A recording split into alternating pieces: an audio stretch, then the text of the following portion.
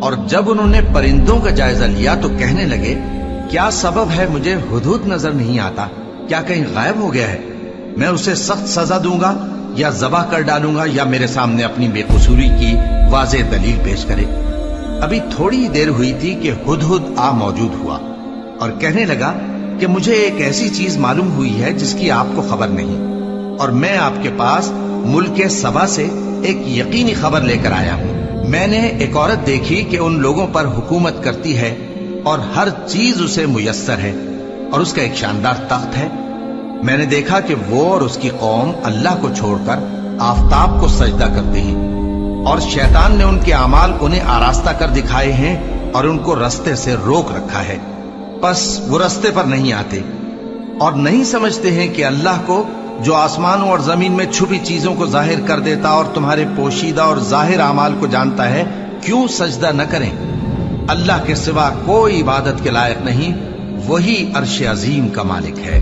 سلیمان نے کہا اچھا، ہم دیکھیں گے تو نے سچ کہا ہے یا تو جھوٹا ہے۔ یہ میرا خط لے جا اور اسے ان کی طرف ڈال دے، پھر ان کے پاس سے ہٹ جانا اور دیکھنا کہ وہ کیا جواب دیتی ہیں۔ ملکہ نے کہا کہ دربار والو، مجھ تک ایک نامہ گرامی پہنچایا گیا ہے، وہ سلیمان کی طرف سے ہے، اور مضمون یہ ہے کہ شروع اللہ کا نام لے کر جو بڑا مہربان نہایت رحم والا ہے، بعد اس کے یہ کہ مجھ سے سرکشی نہ کرو اور مطیع و فرما بردار ہو کر میرے پاس چلے آؤ۔ خط سنا کر کہنے لگی کہ اے اہل دربار، میرے اس معاملے میں مجھے مشورہ دو، جب تک کہ تم حاضر نہ ہو اور صلاح نہ دو میں کسی کام کا فیصلہ نہیں کیا کرتی۔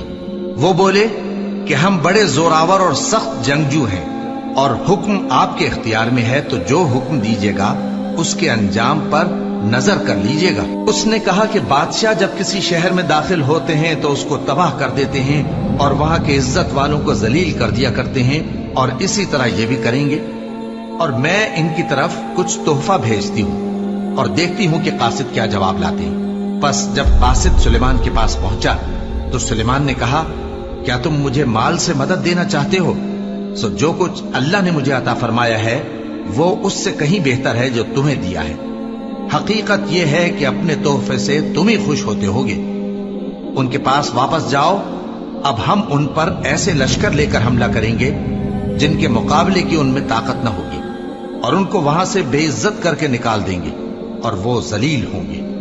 سلیمان نے کہا کہ اے دربار والو، کوئی تم میں ایسا ہے کہ قبل اس کے کہ وہ لوگ فرما بردار ہو کر ہمارے پاس آئیں ملکہ کا تخت میرے پاس لے آئے؟ جنات میں سے ایک قوی ہیکل جن نے کہا کہ قبل اس کے کہ آپ اپنی جگہ سے اٹھیں میں اس کو آپ کے پاس لا حاضر کرتا ہوں، اور مجھے اس پر قدرت بھی حاصل ہے اور امانت دار بھی ہوں۔ ایک شخص جس کو کتاب الہی کا علم تھا کہنے لگا کہ میں آپ کی آنکھ کے جھپکنے سے پہلے پہلے اسے آپ کے پاس حاضر کیے دیتا ہوں۔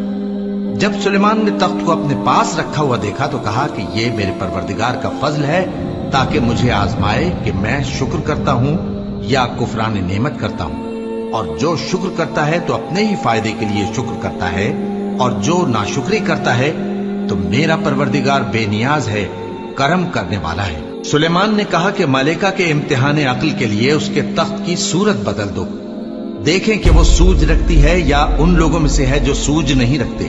پھر جب وہ آ پہنچی تو پوچھا گیا کہ کیا آپ کا تخت بھی اسی طرح کا ہے؟ اس نے کہا کہ یہ تو گویا ہو بہو وہی ہے، اور ہم کو اس سے پہلے ہی سلیمان کی عظمت و شان کا علم ہو گیا تھا، اور ہم فرما بردار ہیں۔ اور وہ جو اللہ کے سوا دوسروں کی پرستش کرتی تھی، سلیمان نے اس کو اس سے منع کیا کہ وہ کافروں میں سے تھی۔ اس کے بعد اس سے کہا گیا کہ محل میں چلیے۔ جب اس نے اس کے فرش کو دیکھا تو اسے پانی کا حوض سمجھا اور کپڑا اٹھا کر اپنی پنڈلیاں کھول دی۔ سلیمان نے کہا یہ ایسا محل ہے جس کے نیچے بھی شیشے جڑے ہوئے ہیں۔